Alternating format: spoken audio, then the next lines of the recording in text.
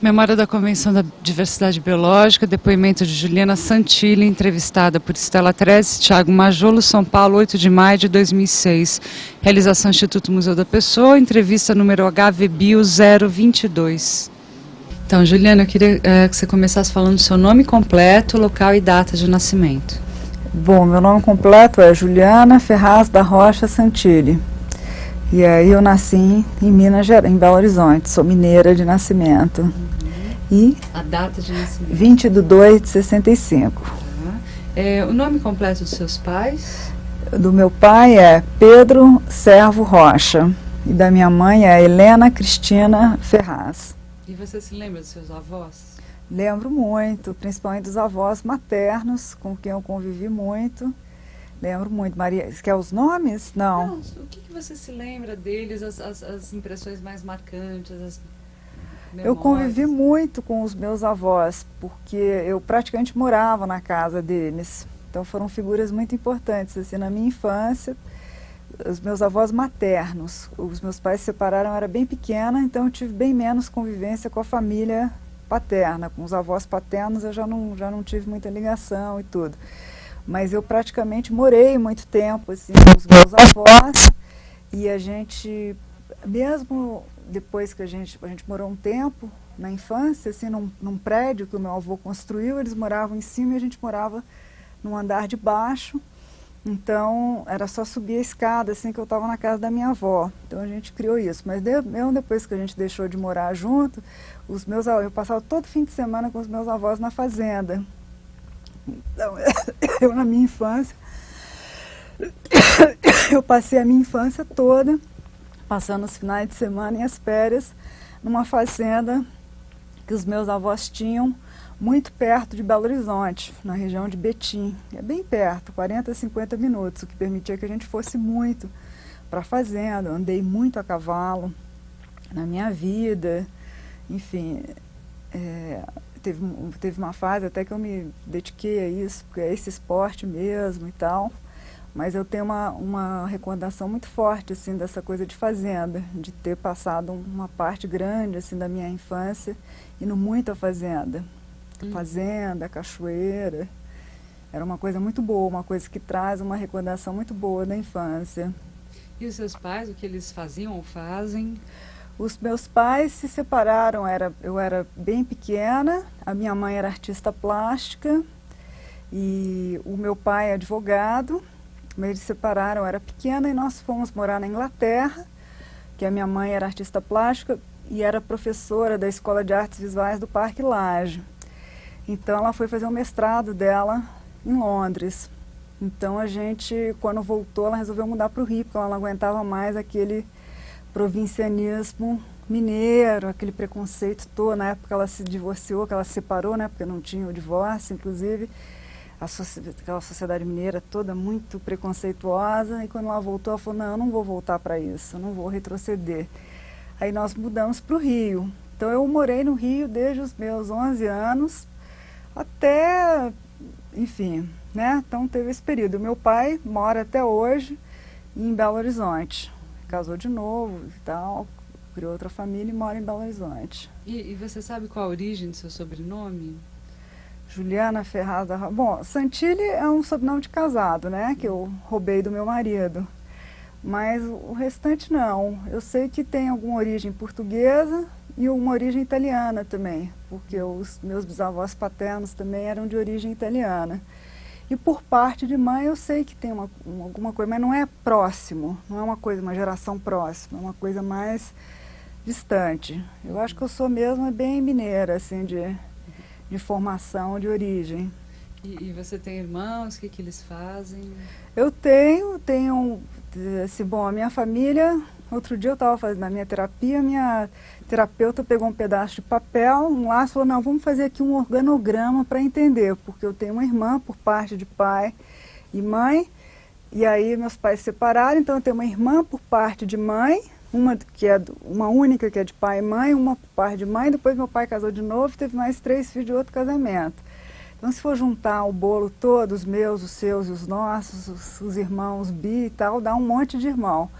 Mas eu convivi mesmo, foi com a minha irmã, que é 2 anos mais nova que eu, e com a minha irmã caçula, minha irmã contemporânea por parte de mãe, que eu cresci com elas, então são as irmãs, digamos, mais próximas, assim. A segunda família do meu pai eu convivi muito pouco. Bom, você teve uma infância em vários locais, né? Quando fala infância, quando fala em casa, quais as memórias, quais as lembranças mais marcantes para você? Olha, a minha infância, primeiro essa coisa de fazenda, cavalo, que era muito forte, meu avô gostava muito de andar a cavalo, na fazenda dele tinha campo de polo e tudo, então era uma coisa assim muito presente na minha infância, eu gostava muito, eu cheguei a ganhar até medalhinha de salto e tal. Isso foi muito, fora foi uma infância com uma separação muito traumática dos meus pais, e eu convivi muito assim com os avós e com primos. Apesar de ter só uma irmã naquela época, eu tive primos muito próximos, passava férias assim, né, com muitos primos e tal. Então a lembrança eu acho que tem muito a ver com isso. E muita mudança, né? Isso é uma coisa na minha vida, não só na infância, porque eu mudei muito. Eu morava em Minas, então como que se fosse uma sensação assim de que ficou faltando aquela raiz, né? Não criei raiz em lugar nenhum. Porque eu saí de Minas, aí fui morar na Inglaterra, aí eu mudei para o Rio, depois eu morei em 2 ocasiões diferentes nos Estados Unidos, quando eu era adolescente. Depois que eu me formei em Direito, eu fiz jornalismo nos Estados Unidos, eu fui jornalista aqui, inclusive da Folha de São Paulo, aqui. E, enfim, aí depois fui morar em São Paulo, morei fora, depois fui morar em São Paulo, depois fui morar em Brasília. Então, muita mudança, assim, uma coisa forte na minha vida, assim, muita mudança de um lugar para o outro. E você começou a estudar? Como é que foi a sua vida escolar? Não, eu estudava numa escola pequena, muito católica. A escola era muito católica, não a minha família, que sempre gerou um certo conflito, porque a escola não tinha muito a ver assim, com a cabeça da minha mãe, principalmente. Mas comecei a estudar, sempre fui boa aluna, sempre gostei de estudar, nunca teve muito conflito com a escola, não. E você chegou a ter um grupo de amigos? De criança, você diz? Ou quando você é mais velha, adolescente, enfim. Sim, sim. Sim, na infância, mas aconteceu um pouco isso, assim, eu tinha na minha infância os amigos de infância, mas que eu fui perdendo, assim, eu não sou aquela pessoa que tenha amigos, assim, que tenham, com exceção dos meus primos, eu acho que são muito amigos, mas que tenham, assim, a história da minha vida completa. Você vai perdendo um pouco essa coisa de mudar muito, né? Então eu tive turmas de amigos em cidades diferentes, em períodos diferentes. E você acredita que essa sua infância, fazenda, cavalo, cachoeiras, tenha te despertado em algum momento, nesse período, para essa questão ambiental? Eu acho que sim, eu acho com certeza. Aquilo para mim sempre esteve associado a uma coisa muito prazerosa. Contato com a natureza, recreação em contato com a natureza, para mim sempre esteve associado a uma coisa de prazer, de férias, enfim, eu gostava muito. Agora, na verdade, quando eu comecei a me inserir, digamos, profissionalmente com esse tema, já foi numa outra fase da minha vida, assim, né? Foi bem mais tarde, foi numa época em que eu já era advogada, e aí depois de passar por 1000 crises com o direito, né? Atualmente eu sou promotora de justiça, né? E eu trabalhei muito tempo nessa área de meio ambiente e patrimônio cultural no Ministério Público, mas na verdade a minha inserção começou muito antes. Eu já fui para essa área no Ministério Público porque eu já tinha toda uma bagagem, toda uma trajetória ligada a essa questão. Então eu priorizei essa área quando eu pude, né? Quando eu tive a oportunidade. Mas a minha trajetória essa questão começou antes. Começou quando eu comecei a trabalhar numa organização que se chamava Núcleo de Direitos Indígenas, que era uma organização sediada em Brasília, que trabalhava com a questão indígena principalmente. Era uma organização que tinha sido criada por um grupo de pessoas, tanto advogados, antropólogos, enfim. indigenistas, pessoas que tinham principalmente acompanhado a questão indígena, quer dizer, que tinham toda uma história ligada a essa questão e que tinham acompanhado também o período constituinte, né? Foi um período em que a nossa Constituição, pela primeira vez, a Constituição de 88, que eu acho que é um marco para todas essas questões com as quais a gente trabalha, seja povos indígenas, meio ambiente, na área de cultura, enfim, toda a questão de direitos, defesa de direitos coletivos tem como marco a nossa Constituição. Mas a minha inserção com essas questões, inserção assim profissional, eu fui daquelas pessoas assim, que sempre ia muito para a fazenda, depois quando eu morei no Rio, eu ia muito para Mauá, gostava muito de passar o fim de semana ali, sempre gostei muito de praia também, sempre gostei muito e tal, mas nunca tinha tido um trabalho assim mais diretamente com isso. E até na faculdade eu acompanhei muito essa questão de direitos humanos, enquanto estava estudando de direito. Então eu tinha mais interesse até por essa área, mais direitos sociais do que ambientais propriamente, né? Eu trabalhei muito com a questão de direitos humanos e tal, naquele período, enfim, no período que eu estava me formando ainda, eu participava muito disso e tal. Mas aí surgiu a oportunidade de trabalhar nessa organização que acompanhava especificamente a questão indígena, que tinha sido criada por esse grupo de pessoas que haviam acompanhado a questão indígena durante o período constituinte. E a Constituição, pela primeira vez, tinha um capítulo dedicado aos povos indígenas, extremamente avançado, que consagrava assim, enfim, a ideia de que os índios tinham direitos permanentes, deixavam de ser uma categoria transitória, né? Quer dizer, rompia um pouco com uma ideologia assimilacionista que estava presente no Estatuto do Índio, de que o Estatuto do Índio tinha aquelas categorias: índios isolados, índios em vias de integração, índios integrados.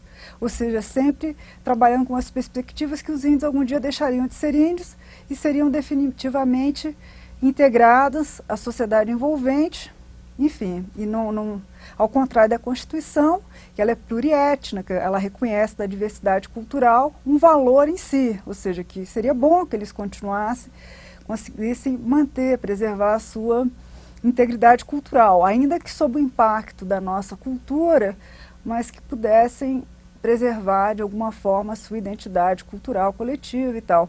Então essa organização foi criada para tentar consolidar esses direitos que haviam sido conquistados, consolidar na prática, concretamente, aqueles direitos que tinham sido formalmente criados pela Constituição. Então era uma organização que trabalhava com ações judiciais paradigmáticas, né? Eram 3 advogados, mais um filósofo, que é o Márcio Santini, e tinha um outro advogado que era o Carlos Marés, que era uma pessoa também muito importante nessa instituição, e um grupo de antropólogos e de outros antropólogos indigenistas que compunham o conselho dessa instituição. Mas no dia a dia da instituição, no staff da instituição, era eu mais 2 advogados, o Márcio, que era quem coordenava o grupo. Enfim, então a gente começou a entrar com ações judiciais, acompanhava também os projetos de lei no Congresso Nacional, que regulamentavam... Nossa, eu estou com um negócio aqui que está me incomodando. Um pouquinho, então, banheiro, gente... Não, eu acho que já está a posição só. Não, passou. Então, acompanhava projetos de lei, entrava com ações judiciais, nós entramos com várias ações judiciais para demarcação de terras indígenas, para proteger territórios indígenas, para evitar a dilapidação dos recursos ambientais em territórios indígenas, e foi aí que a gente foi se aproximando da questão ambiental, porque muitas das demandas tinham a ver com o uso de recursos naturais. Então, garimpo em terras indígenas, exploração florestal, exploração madeireira em áreas indígenas. Então, a gente começou a estudar cada vez mais direito ambiental em função dessa própria demanda criada pelas organizações indígenas. E, então, era uma organização que prestava principalmente assessoria jurídica para comunidades indígenas. E aí a gente ia, muitas vezes, até para áreas indígenas, para fazer reunião com as comunidades indígenas e tal, mas é um trabalho mais nessa área de direito e políticas públicas, mais centrado em Brasília. Foi uma organização assim, muito bem sucedida, do ponto de vista de que entrou com muitas ações judiciais, ganhou muita coisa na justiça, consolidou alguns precedentes jurisprudenciais importantes e tudo mais. E, posteriormente, essa organização se infundiu com o Programa Povos Indígenas do Brasil e agregou também pessoas do movimento ambientalista, porque já foi uma fase que a gente já estava sentindo necessidade de incorporar a questão ambiental no nosso trabalho, que estava muito presente, e que se transformou no Instituto Socioambiental, que é outra organização da qual eu sou sócia fundadora. Eu fiz parte do conselho, cheguei a ser vice-presidente durante um período, mas trabalhei no staff também um período como advogada, como assessora jurídica do Instituto Socioambiental, que já era uma instituição que já tinha um mandato mais amplo. Primeiro porque trabalhava não só com povos indígenas, como também com quilombolas, seringueiros, outras populações tradicionais, e depois porque trabalhava mais diretamente com a questão ambiental. E aí eu fui advogada dessa instituição, a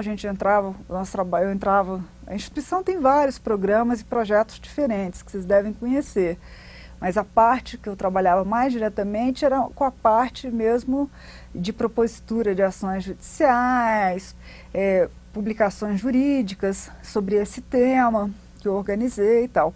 E foi enfim, aí transformou-se no Instituto Socioambiental, onde eu trabalhei muitos anos. Depois eu resolvi fazer concurso para o Ministério Público. O Ministério Público fortaleceu muito a sua atuação nessa área ambiental após a Constituição de 88. Então era entre as instituições públicas, assim, aquilo que tinha um mandato mais amplo para trabalhar com a questão ambiental. E foi por isso mesmo que eu fiz concurso para o Ministério Público, já pensando em trabalhar nessa área. Aí eu entrei no Ministério Público e fiquei quase 3 anos na área de meio ambiente e patrimônio cultural. Depois, por uma distorção interna, né, porque lá assim, eu fui promovida, e ao ser promovida, é um presente grego a promoção, porque você é promovido, mas aí eu não conseguia lugar como titular. Naquela categoria para a qual eu tinha sido promovida, não tinha vaga nessa área, nessas áreas que eu gostava. Então, e ao mesmo tempo, assim, eu até renunciaria à promoção, porque não era nem que fosse para a diferença salarial que justificasse. Mas não pode, você é lesado, porque se você renuncia, você vai para o fim da fila, aí fica mais difícil ainda de você conseguir algum dia um lugar naquela área que você está querendo. Enfim, aquelas coisas, distorções mesmo, né? E depois de eu estar, assim, com toda a especialização que eu tinha, já tinha feito mestrado nessa área, já vinha de todo um trabalho com a qual eu nunca perdi, porque eu continuei, mesmo no Ministério Público, mesmo eu saí do staff, mas eu continuei participando de vários grupos de trabalho, de várias atividades, de várias publicações, não só do Instituto Socioambiental, como de uma outra organização que atua na área ambiental, da qual eu participo do conselho também, que se chama IEB, que é uma organização sediada em Brasília, que promove cursos de capacitação ambiental. Então, eu também me envolvi com esse outro trabalho, que, enfim, então a gente dá cursos de direito ambiental, política ambiental, ferramentas econômicas para a conservação da biodiversidade, recursos hídricos, os mais diferentes cursos de capacitação na área ambiental. Foi outra organização com a qual me envolvi muito, que é até uma das organizações coeditoras do meu livro. Eu até escrevi um livro, até trouxe, depois eu mostro aí para vocês. Um livro que é exatamente sobre esse tema, né? Chama Socioambientalismo, Proteção Jurídica, Diversidade Biológica e Cultural. Mas, enfim, depois disso tudo, então eu fiquei nessa questão, embora lá em Brasília eu estava trabalhando mais com o meio ambiente urbano, mais com questões de parcelamento de solo urbano, proteção de áreas de manancial de abastecimento público, nas quais o governador promovia a invasão, enfim, com o comprometimento dos mananciais. Estava trabalhando mais com essas questões, questão florestal também, numa briga danada com o governo local, assim, que era o governo, ainda é, né, o governo Roriz, quer dizer, agora trocou, virou abadia, mas é o governo Roriz, que tinha uma política de obras, assim, sem nenhum estudo de impacto ambiental, sem licenciamento ambiental, então era uma guerra o tempo inteiro para embargar na justiça as obras que ele insistia em fazer sem os estudos de impacto ambiental e também, enfim, e também as questões relativas ao tombamento de Brasília, porque o plano piloto de Brasília é tombado.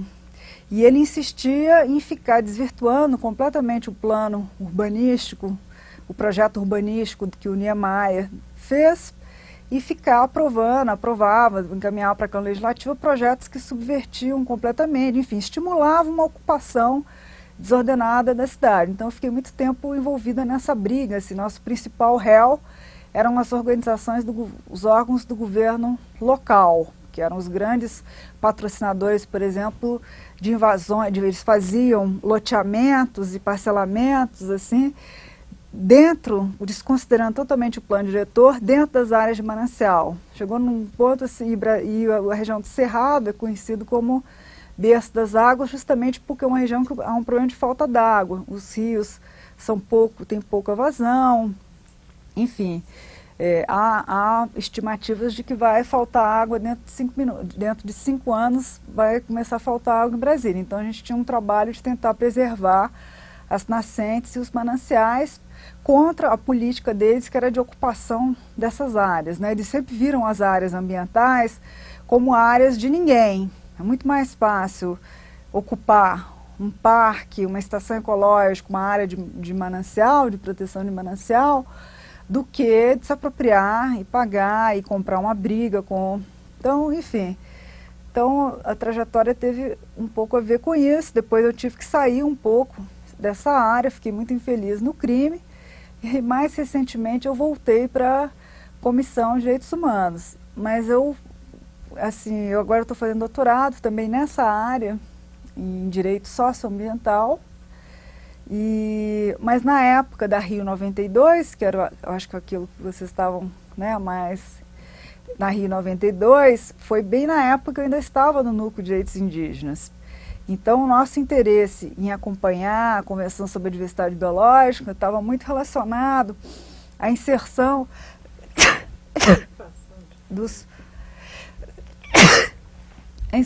o reconhecimento, a valorização do papel dos povos indígenas na conservação da biodiversidade, principalmente o artigo 8J da Convenção sobre a Diversidade Biológica, que é aquele artigo que diz que os estados devem reconhecer e valorizar o papel dessas comunidades tradicionais na conservação, na utilização sustentável, os conhecimentos, inovações e práticas que eles detêm sobre a biodiversidade. Então a gente acompanhou um pouco por esse viés, né? E esse artigo 8J, que até hoje não foi definitivamente implementado no Brasil, né? Ainda faltam políticas de valorização de conhecimentos tradicionais nas próprias políticas de conservação da biodiversidade. Eu me envolvi muito assim, no início do governo, assim que a ministra Marina Silva assumi, eu me envolvi muito com um grupo de trabalho que foi criado pelo Ministério do Meio Ambiente foi criado pelo Conselho de Gestão do Patrimônio Genético, que é ligado à Secretaria de Biodiversidade e Florestas, que é do MMA, para formular uma nova legislação sobre acesso a recursos genéticos e conhecimentos tradicionais. Foi um processo bem participativo, do qual eu participei muito, assim, fui até relatora de um dos grupos de trabalho, que gerou um projeto de lei que depois foi subvertido na Casa Civil.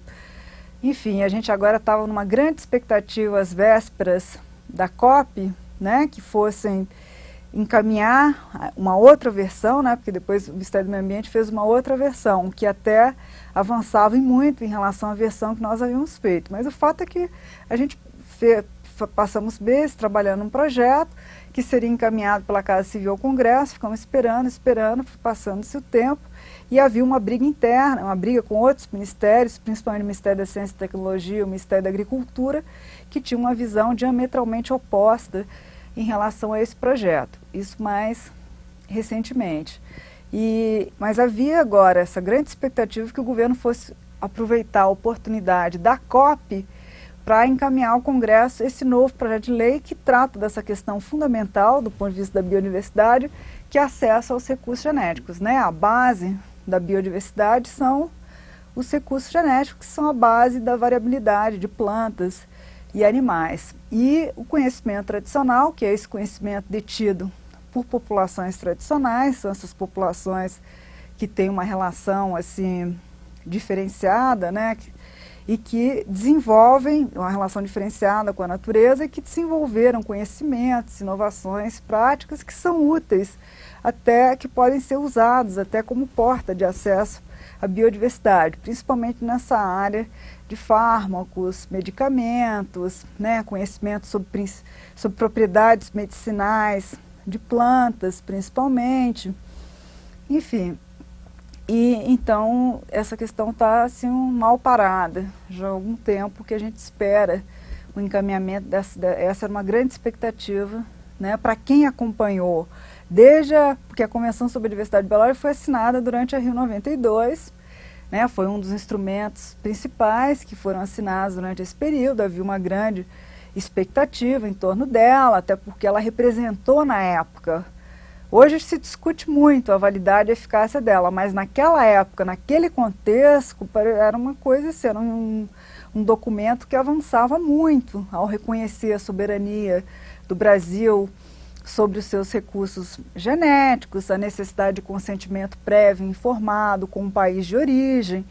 Né? Foi uma ideia que prevaleceu sobre o conceito que os Estados Unidos e o Japão defendiam de patrimônio comum na humanidade. Então foi um marco muito importante para quem trabalhava com essa questão. Então alimentou uma expectativa muito grande de que, se fosse efetivamente implementados esses princípios, isso representaria para um país mega diverso como o Brasil, país campeão da biodiversidade, uma vantagem estratégica muito importante, assim, um cacife muito grande para negociar qualquer contrato de bioprospecção, qualquer atividade, seja de pesquisa científica ou com perspectiva comercial, que envolvesse o acesso ao patrimônio genético.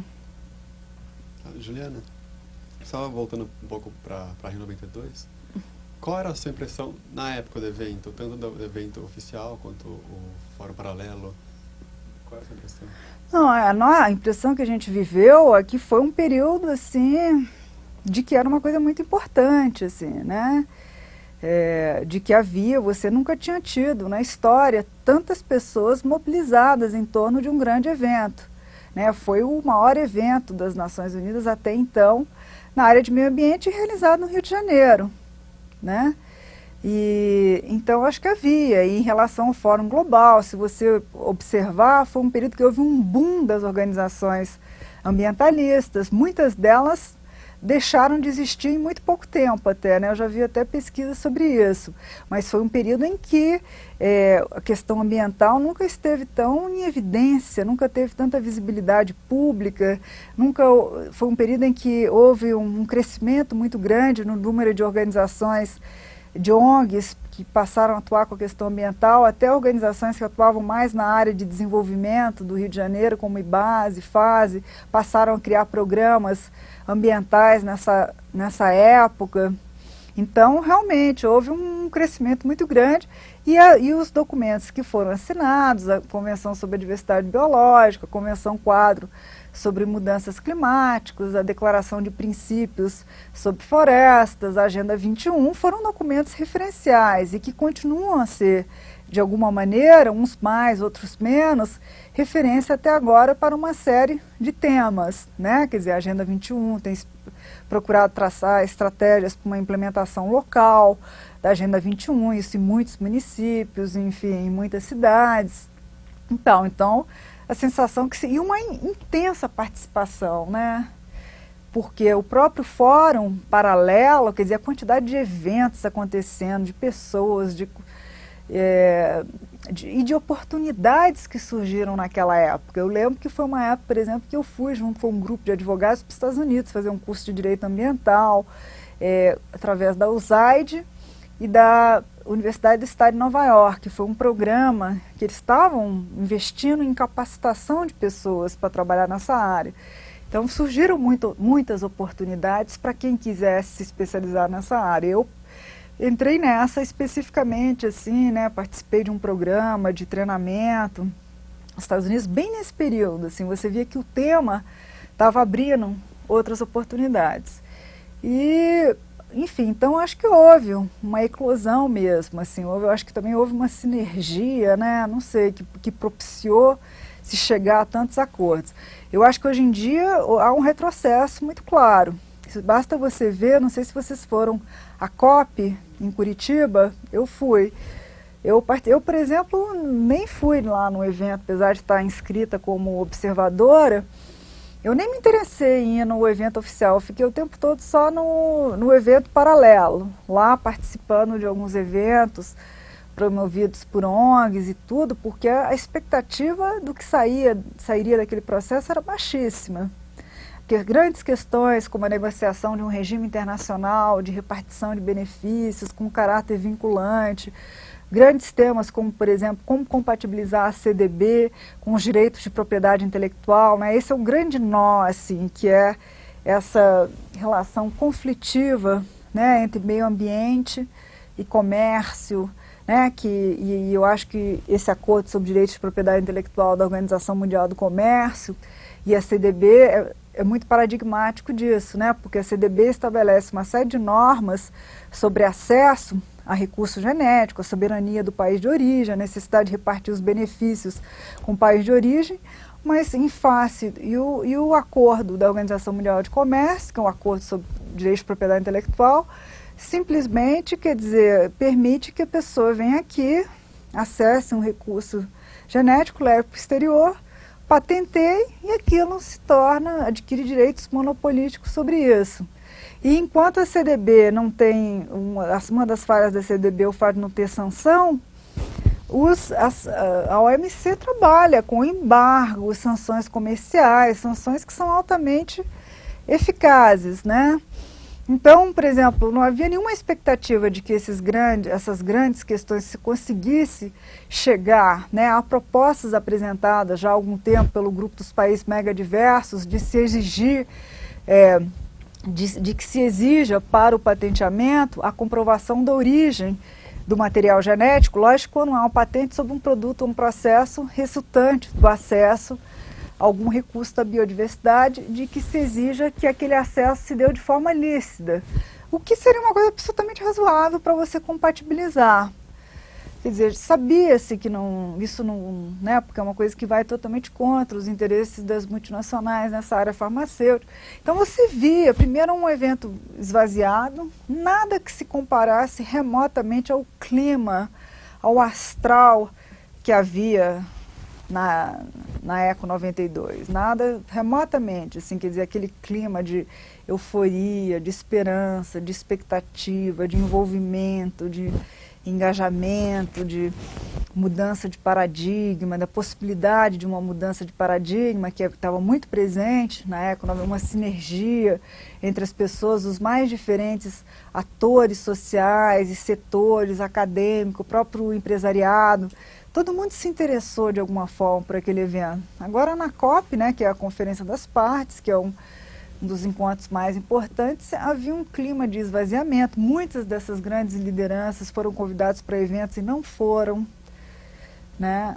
E lideranças assim de organizações que atuam nessa área não foram. Eu senti um clima de desesperança, de pouca expectativa, de uma sensação assim de impotência e de retrocesso muito grande, né, nessa área. Eu acho que eu percebo muito isso, assim. E até no próprio imaginário da sociedade, assim, às vezes eu tenho a impressão que isso perdeu força, assim, né, e nos formuladores de políticas públicas, todo o ideal da transversalidade. Eu acho que há uma desilusão de que isso não tenha emplacado no governo. Embora eu não sei, tem essa parte de educação ambiental, por exemplo, eu que tenho um filho de 10 anos, eu vejo uma diferença tão grande em relação a quando eu estudei, isso não havia, eu vejo que as escolas, nossa, Ele tem uma consciência dessas coisas, como a escola dele trabalha com essas questões como coleta seletiva de lixo, água, animais em extinção. Eu, na idade dele, se me perguntasse o que é um animal correndo risco de extinção, eu não saberia dizer. Então é engraçado porque foi mais incorporado, assim, né, pelo menos na educação escolar, quantos trabalhos ele vive fazendo sobre temas que estão de alguma forma relacionados a isso. Você tem atualmente até uma lei de educação ambiental que exige essa abordagem mais holística, você não pode tratar o meio ambiente como uma coisa segmentada, separada, você tem que incorporar nas disciplinas, né, história, geografia, você incorpora o componente ambiental. Então é difícil imaginar, mas assim, realmente o clima da Eco 92 eu acho que não existe mais, não estava presente na COP, com certeza. E essas discussões, tanto de repartição de benefícios, como as questões da Convenção da Biodiversidade, qual tem sido o papel do Brasil, como ele tem discutido? Assim? Olha, do Brasil você fala o quê? Do governo brasileiro? Olha, ali a gente percebe claramente que há um fracionamento muito grande, porque as posições que o Ministério do Meio Ambiente defende em relação a essas questões são em relação a esse tema. O próprio projeto de lei, a ministra Marina Silva abriu todo o espaço para a participação da sociedade na formulação desse projeto. Então, muitas das posições do Ministério do Meio Ambiente, quer dizer, não todas, mas muitas delas refletem opiniões que muitas vezes são compartilhadas por organizações que atuam nessa área, organizações da sociedade civil. Mas aí você chega e você tem outros ministérios que têm, cujas atribuições têm alguma interface com essa questão. O exemplo mais claro é o Ministério da Ciência e Tecnologia e o Ministério da Agricultura, que participaram de todas as discussões e negociações sobre esse projeto de lei sobre acesso ao patrimônio genético, e depois, quando o projeto foi encaminhado para a Casa Civil, abriram uma nova discussão, sem nenhuma possibilidade de participação da sociedade civil, abriram uma nova discussão e apresentaram um outro projeto, completamente diferente.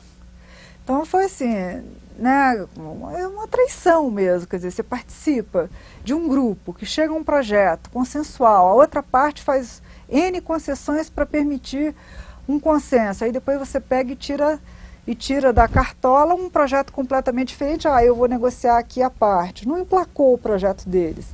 Mas a posição do Brasil, quer dizer, então tem a posição do Itamaraty, a posição do Ministério da Ciência e Tecnologia. A gente percebe uma certa esquizofrenia, assim, uma coisa fragmentada do governo. Difícil você dizer quem representa, quem...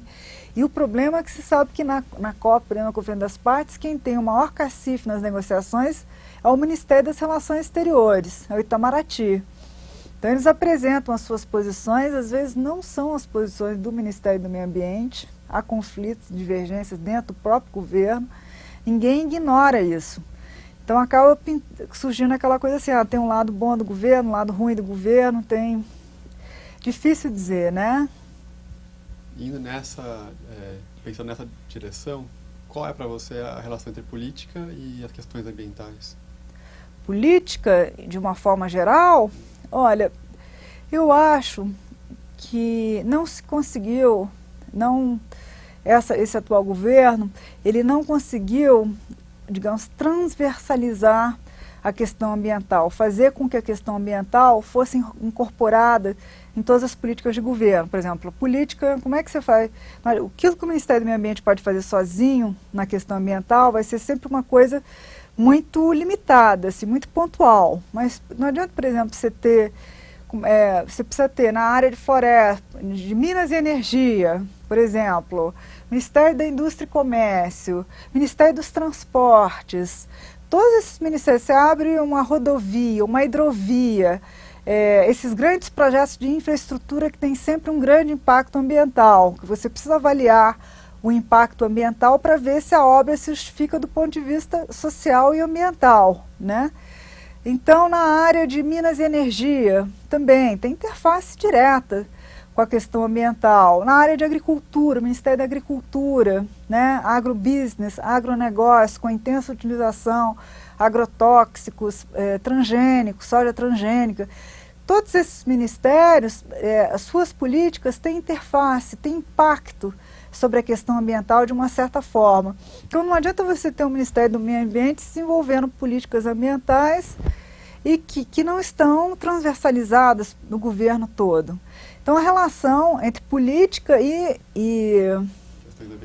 questões ambientais, assim, quer dizer, e é uma área que as políticas públicas são fundamentais, né? Quer dizer, muito embora você tenha cada vez mais um número de empresas preocupadas em ocupar esse mercado verde, né, de produtos verdes, tenha crescido muito, acho que o mercado e a atenção do consumidor para produtos que tenha esse marketing ecológico, o que eu acho que leva muitas empresas a investirem nisso. É lógico que o Estado tem as políticas públicas têm um papel fundamental e elas têm que ser formuladas com a participação da sociedade e o envolvimento da sociedade civil, né? Elas precisam ser democráticas e participativas. Então, acho que quando você pensa em política na área ambiental, você tem que pensar em Estado em parceria com a sociedade.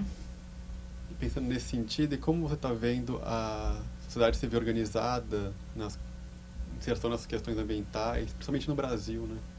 Eu acho que é uma certa desmobilização, viu? Agora, nesse final de governo, no início do governo, né, a ministra Marina Silva é uma pessoa altamente respeitada pela sua trajetória, pela sua integridade moral, pelo seu comprometimento histórico e até da sua trajetória pessoal com a questão ambiental, e eu acho que por isso mesmo, e com ampla legitimidade, né, e reconhecimento por parte das organizações que atuam nessa área.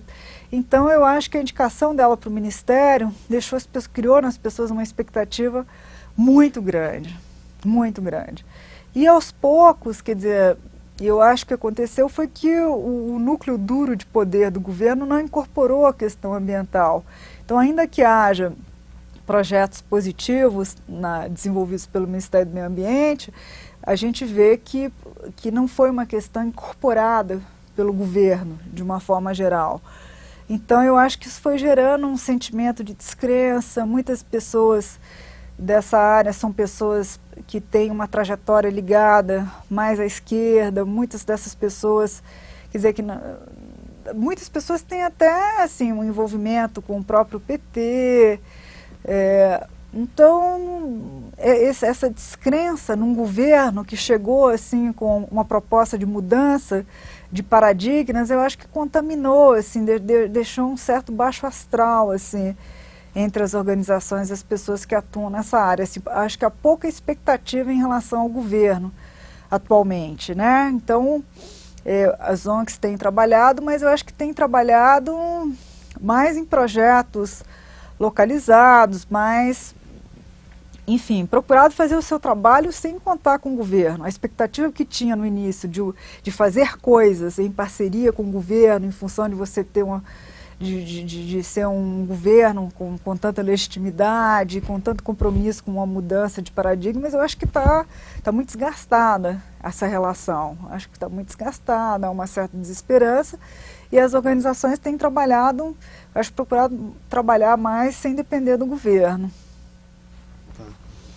Como você vê, analisa a ausência? Como, aliás, desculpa, só um parênteses para não ser mal entendido, como, aliás, muitas sempre trabalharam, né? Eu não sei se eu fui clara, assim, no sentido de que talvez houvesse uma expectativa maior da possibilidade de não ir colaborar com o governo sem ter que ir para o governo. E eu acho que isso mexeu, mas boa parte, eu acho que dos avanços, né, principalmente na legislação ambiental, estão muito associadas à articulação e mobilização da sociedade civil. Se você analisar as leis ambientais mais importantes que foram aprovadas nos anos 90 e agora, elas estão muito mais associadas a iniciativas da sociedade civil do que do governo. Isso para fazer esse recorte, a lei de recursos hídricos, a lei que instituiu o Sistema Nacional de Unidades de Conservação, a lei de educação ambiental, enfim, todas essas leis importantes que foram aprovadas durante esse período. Mas, enfim, eu acho que nas ONGs as ONGs só despertou nelas os sentimentos. Vamos tocar os nossos projetos, né? Muitos dos projetos desenvolvidos por ONG são projetos que depois se tornam até referência para as próprias políticas públicas, né? Que às vezes depois o poder público passa a incorporar, a usar aquilo como um paradigma, como um projeto piloto e tentar incorporar, mas são inicialmente desenvolvidos por essas organizações, né? Tá bom. Então, como que você vê a ausência dos Estados Unidos na convenção? Eu acho que era uma coisa que se esperava, né? Eu acho que era uma coisa que se esperava porque, por uma razão muito simples, em função do lobby das grandes multinacionais da área, principalmente da área farmacêutica e química, né? Que se opuseram justamente em função desse conflito entre a CDB e os direitos de propriedade intelectual. Eles querem que o acesso seja livre, mas eles não entendem que as patentes derivadas desse acesso livre também sejam livres, não querem, né? Há uma contradição na postura desses países. Então eu acho que era de se esperar que os Estados Unidos não fossem assinar mesmo. E as consequências disso? São péssimas, né? Porque é um país muito importante dentro desse jogo, né? São péssimas, enfraquece muito. Enfraquece, sim, desse ponto de vista de que há muitas empresas norte-americanas que atuam nessa área, né? Eu acho que é muito ruim, até para a própria imagem. Mas os Estados Unidos já não assina vários tratados na área de direitos humanos. Eles têm, quer dizer, há um retrocesso nos Estados Unidos, há um retrocesso. As organizações ambientalistas americanas, essas mais Environmental Defense, Sierra Club, elas estão indignadas com o governo Bush já há um tempão, assim, né? É um enorme retrocesso. E os Estados Unidos investem claramente numa política unilateral. Eles abandonaram o multilateralismo, as negociações multilaterais envolvem essas políticas assim de imposição, bilaterais e de imposição mesmo, né? Bilaterais com cada país e sempre na base de um jogo muito forte de pressão, né? Isso foi quando a lei de patentes no Brasil também foi aprovada em 96, né? Foi resultado muito dessa pressão sobre o Brasil, ameaça de boicotes, de sanções comerciais e tudo mais. Tá.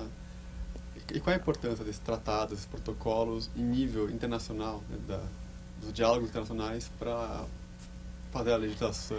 Eu acho que eles são importantes, né? Com certeza eles são importantes. Eu acho que muitos dessas agências multilaterais, né,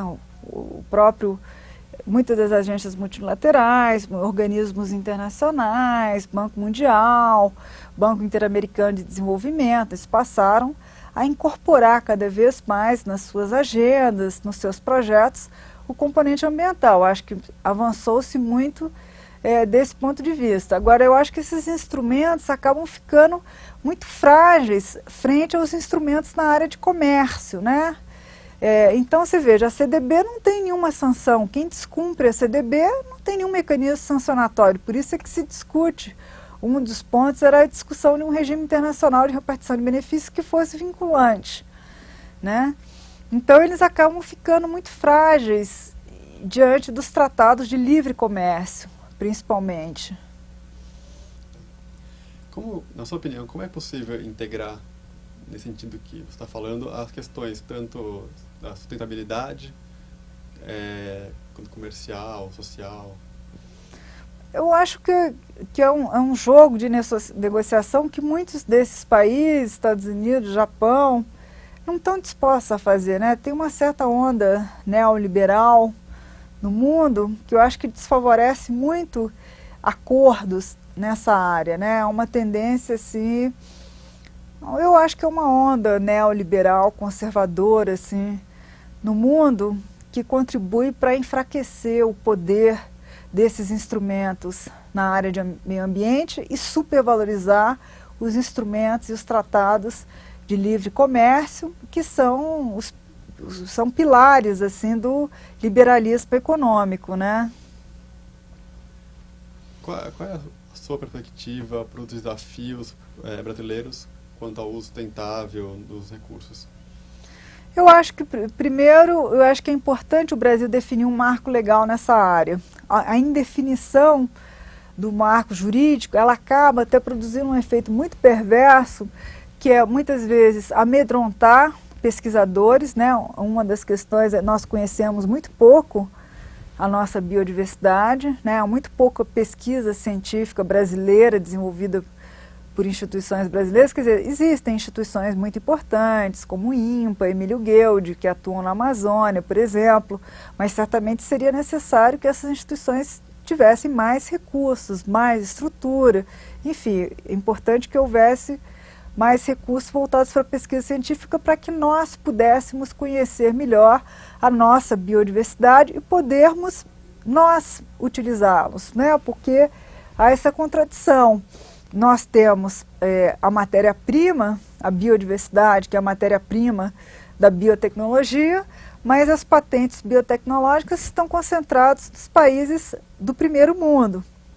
Então, eu acho que tem produzido, a falta de um marco legal acaba assustando pesquisadores sérios, que ninguém quer ser acusado de ser biopirata, né? Então começa a fazer pesquisa na Amazônia, Mata Atlântica, principalmente quando envolve conhecimentos de populações tradicionais. Então as pessoas ficam com medo também, né?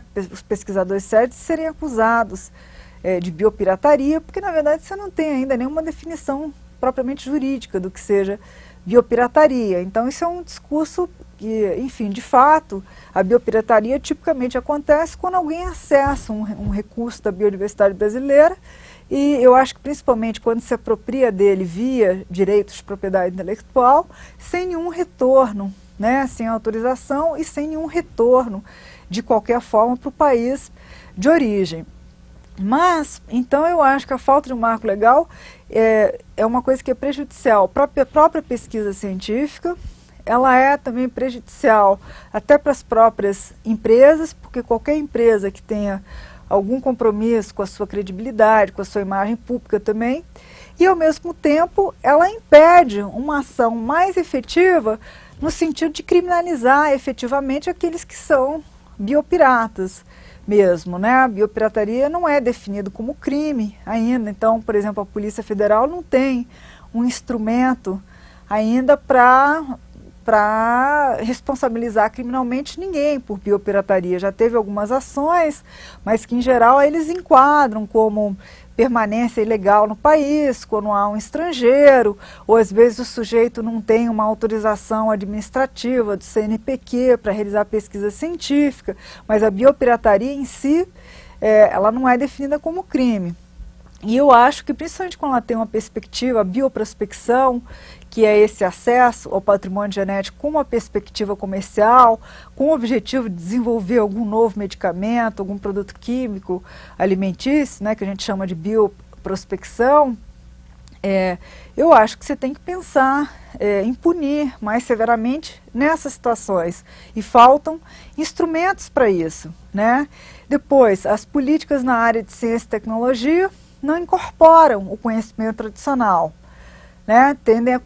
Tendem a não reconhecer como sendo conhecimento, o conhecimento que não é produzido dentro dos padrões epistemológicos da ciência ocidental. E, no entanto, o conhecimento tradicional, o conhecimento dessas populações sobre fauna, sobre flora, sobre práticas de manejo, métodos de caça, pesca, práticas extrativistas, enfim, e o conhecimento que elas detêm sobre a biodiversidade e tudo mais, quer dizer, acaba sendo mal aproveitado pelo próprio país, né? E isso é protegido pela própria convenção. Ela tem esse aspecto que é muito interessante para essas comunidades. Ela reconhece a necessidade, o papel dessas comunidades e a necessidade de se encorajar a aplicação desses conhecimentos nas próprias políticas de conservação da biodiversidade. Vendo de maneira meio prospectiva, daqui a 15, 20 anos, como você enxerga esse encaminhamento das questões ambientais? Difícil imaginar o que vai acontecer, né? Difícil imaginar, assim, quer dizer, o que vai acontecer. No panorama internacional, mundial, assim, eu acho que esse governo Bush é um retrocesso assim que irradia os seus efeitos sobre o mundo inteiro, né? Um retrocesso muito grande, assim, que ninguém podia imaginar, né? Eu lembro que na Rio+10, que eu fui também na Rio+10 em Joanesburgo, né? E lá, na época, as pessoas conversavam muito sobre isso, né? Como é, que coisa triste, quer dizer, o objetivo da Rio+10 em tese era fazer um balanço do que aconteceu nesses 10 anos, o que foi efetivamente implementado e traçar um plano de implementação, né? Quer dizer, o que se reconheceu que avançou-se no plano formal, mas que não saiu do discurso para a prática. Poucas ações efetivas foram tomadas para implementar aqueles princípios que foram consagrados nos documentos assinados durante a Rio92. E era triste pensar assim, não, a impressão que a gente está aqui é segurando o que se conquistou, é não perder aquilo que se conquistou, porque não há nenhuma perspectiva de avanço, de progresso. O máximo que a gente vai conseguir aqui é segurar para não perder aquilo que foi conquistado 10 anos atrás. Então, perspectivas de avanço, por exemplo, recentemente eu até participei de uma discussão, assim, porque você sabe que a nossa legislação ambiental, ela é muito fragmentada, ela é muito boa, ela é muito avançada, mas ela é muito fragmentada. Então estava se discutindo a necessidade de criar um código ambiental, por exemplo. Ou seja, e de fato, tecnicamente, até seria bom mesmo você pegar todas as leis que são esparsas, a lei de educação ambiental, a lei de crimes ambientais, a lei que institui o Sistema Nacional de Unidade de Conservação. Imagina você pegar todos esses instrumentos e consolidar num código ambiental. Lógico que seria uma coisa que tecnicamente interessante, mas há um consenso hoje em dia entre as pessoas que atuam nessa área que não tem clima político. Se você submete isso ao Congresso Nacional, a chance de você retroceder, de você retroceder é muito maior do que de você conseguir consolidar isso. Você coloca para votar uma coisa como essa e virem deputados, senadores e modificar para piorar, a chance e o risco disso acontecer é tão maior que a gente fala assim, não, melhor deixa essa legislação esparsa, porque tem às vezes contradições entre uma lei e outra, ambiguidades, e ela é principalmente esparsa. A gente deixa o pessoal ganhar dinheiro fazendo consolidação de leis ambientais e tudo, mas não interessa se hoje em dia, por exemplo, pensando um pouco no contexto brasileiro, ninguém é doido de propor, de levar ao Congresso Nacional uma proposta de código ambiental que coloque, que deixe em aberto a possibilidade de rediscussão de qualquer lei ambiental, porque a gente sabe que a chance é muito maior de retrocesso. Então, eu acho o quadro assim, um pouco sombrio. Agora, se você for analisar historicamente, né, quer dizer, se você for pensar em muito pouco tempo, quer dizer, por exemplo, foi depois esses processos internacionais, eles sempre produzem alguma consequência interna. Foi depois da declaração de depois da reunião da Conferência da ONU em 72 em Estocolmo, que foi criado no Brasil a primeira Secretaria Especial de Meio Ambiente em 73, que era o Dr. Paulo Nogueira Neto. Então, esses processos internacionais sempre produzem alguma consequência interna assim, nos países, né?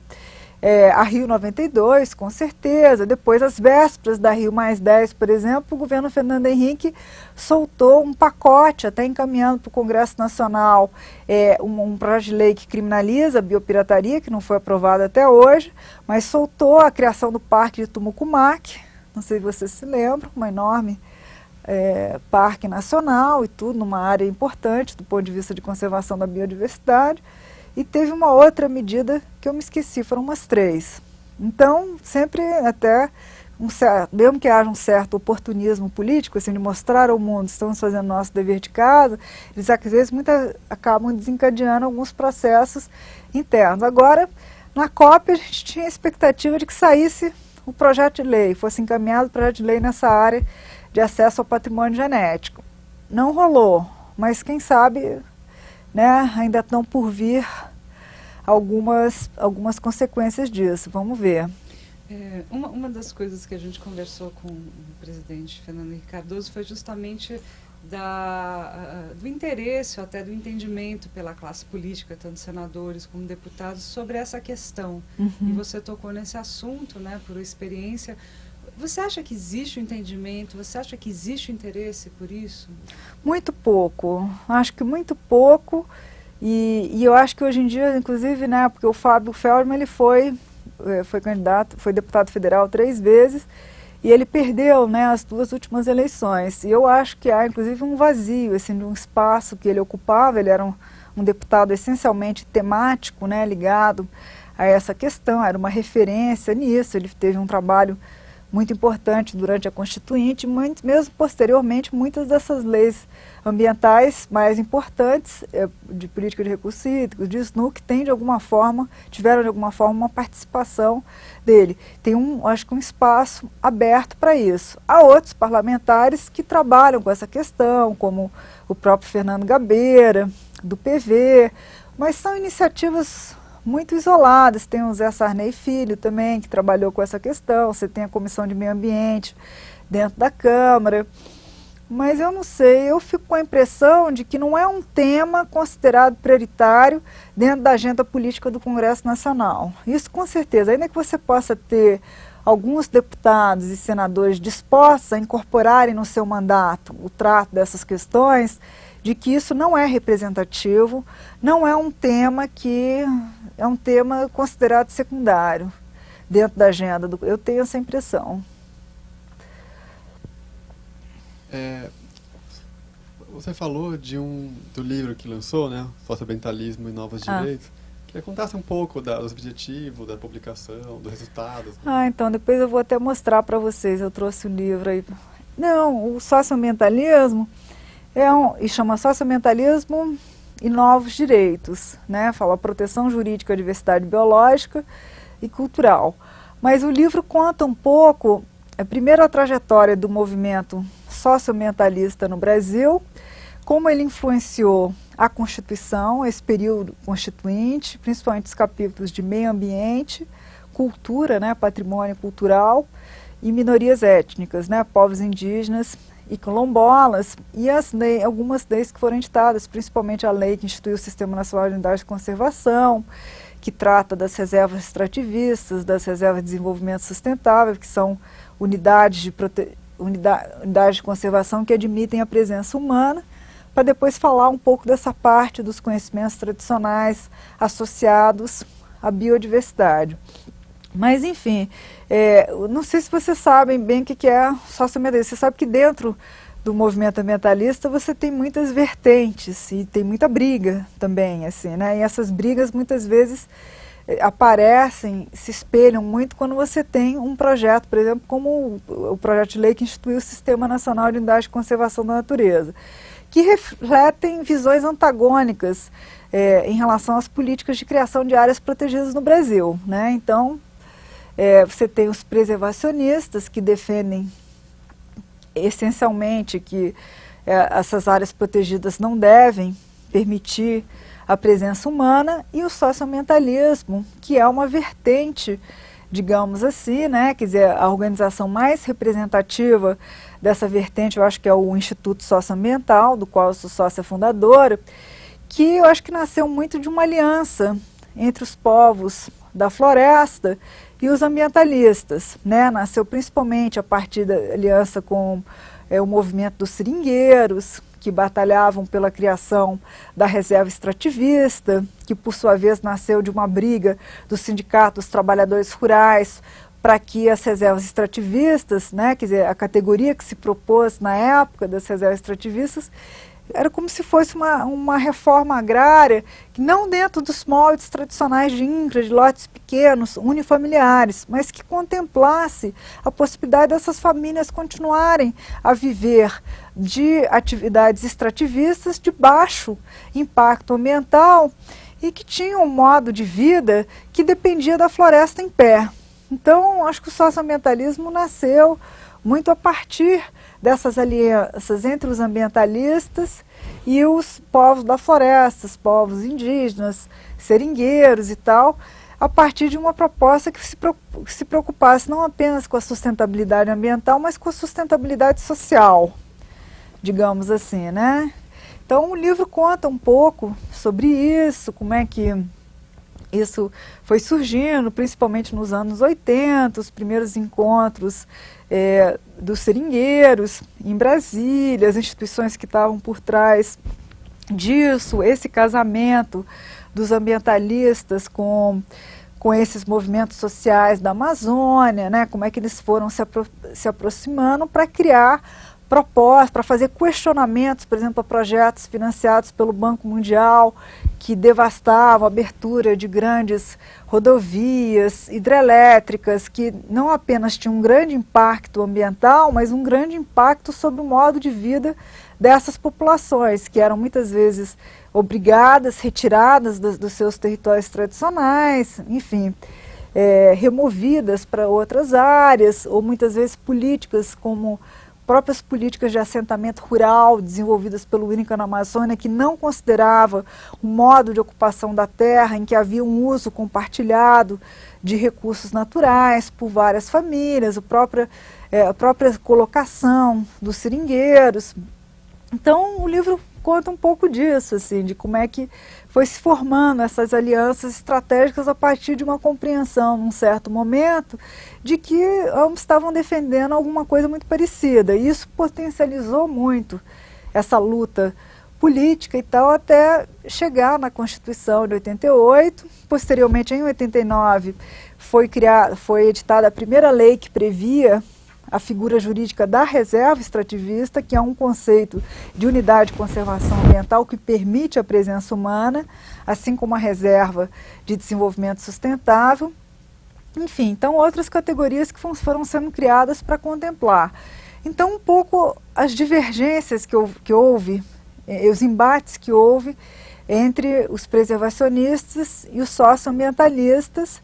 Então, o livro fala um pouco disso, para depois falar da Constituição, enfim, fazer uma análise assim, de todo do processo constituinte, o que se conseguiu, as principais conquistas, o capítulo de meio ambiente, essa parte de cultura também, que inovou muito o próprio conceito de patrimônio cultural, que passou a ser não só o patrimônio cultural material, mas o patrimônio cultural imaterial, formas de fazer, saber, passou a uma concepção mais democrática de bens culturais, que incorporasse também bens culturais representativos de outros segmentos sociais da população brasileira.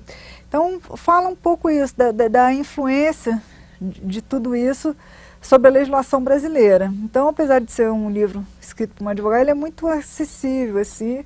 Eu trouxe até de repente, se você posso até deixar aí com vocês, para vocês darem uma olhada e tal, fala um pouco disso, né? Se você achar que pode ser útil aí para o projeto e tal. Então, tá. Juliana, quais foram as principais lições, ou a principal lição que você tira da sua carreira? Da minha carreira? Nossa, a principal lição... eu não estava preparada para isso, você tinha que ter me avisado para eu trazer uma colinha, assim, ficava mais bacana. Olha, não sei dizer, assim, qual é a principal lição que eu tiro. Eu acho que é uma coisa tão em construção, a gente muda tanto, numa certa fase você faz uma análise, uma avaliação, que depois você começa a achar que não é nada daquilo. Eu estou dizendo isso, análise pessimista, de repente, sabe, acontece alguma coisa que muda completamente a ordem dos acontecimentos. Eu acho que esses analistas, essas pessoas que se aventuram a ficar traçando perspectivas, assim, correm um risco muito grande. É uma coisa assim, quase que ficar fazendo, como é que se diz, previsões para o ano novo. É difícil saber, né? Assim, tem muitas lógicas que não estão no controle das pessoas e tal. Então, eu não sei, eu acho que essas lições a gente vai tirando de cada experiência profissional, e é numa área onde as experiências pessoais se entrelaçam muito com as experiências profissionais, né? Você acaba fazendo parte um pouco de uma certa família de pessoas que trabalham nessa área, né? Não é feito trabalhar num banco, numa empresa, onde você não tem necessariamente nenhuma afinidade com a pessoa do lado, né? Então acho que existe uma grande família mesmo de ambientalistas, socioambientalistas. No Brasil a gente às vezes brinca com isso, né? Que estão sempre mudando, as pessoas mudam de um lugar, vão para outro, mas a gente está sempre reencontrando as mesmas pessoas, ainda que em posições diferentes, assim, mas eu acho que são pessoas que estão unidas por isso mesmo, né? Então a gente vai, a partir de cada experiência, de cada relação que a gente constrói, criando uma outra perspectiva, vendo as coisas de uma outra maneira. Tá. Para terminar, eu queria que você dissesse o que achou de ter participado desse projeto de memória. Gostei muito de ter participado, fiquei muito feliz com o convite, muito honrada com o convite. Eu parabenizo, né, o Museu da Pessoa e o Fábio Feldman pela iniciativa, que eu acho muito legal. A gente tem uma tendência, essas histórias são muito importantes, e esse período, especialmente que vocês estão documentando, e esses depoimentos, foi um período muito especial para o ambientalismo no Brasil. Então corre o risco assim, de se perder isso, essas memórias, essas trajetórias, essas vivências, correm o risco de serem perdidas, assim, se não forem documentadas e tal. Então, eu acho que daqui a algum tempo, né, quando as pessoas verem, quando lerem, assistirem ou lerem o que for, elas vão, isso dá para elas uma outra perspectiva, assim, histórica, uma outra visão, assim, do que aconteceu nesse período. A gente tem tendência a fazer análises sempre muito imediatistas, né, desconsiderando tudo que se acumulou para trás, de como é que se chegou. E mesmo nessa área ambiental, em muito pouco tempo, se chegou a muitas coisas, assim, né? Fez-se muita coisa em muito pouco tempo. Às vezes eu acho até que por isso mesmo é que ficou esse vazio, assim, porque avançou-se muito em muito pouco tempo e de repente dá uma sensação assim de que tudo parou, de que está parado, de que está estagnado. Talvez não estejam andando com a velocidade que nós gostaríamos. Talvez as mudanças agora sejam talvez mais sólidas, porém mais lentas, né? Mais paulatinas, não sei. Tá bom, obrigado. De nada. É bacana essa visão que você deu mesmo, porque normalmente o que se via é uma tendência de tá tudo tão parado, mas você vê uma visão diferente, né? Agora, não, talvez agora as mudanças aconteçam, mas de uma outra forma. De uma outra forma, mais bem, devagar. Bacana. Mas talvez por isso sejam fiquem mais, né? Não é aquela coisa assim do Fogo de momento, palha, fogo né? de palha, né? Muito bacana, Juliana. Então tá certo. E esse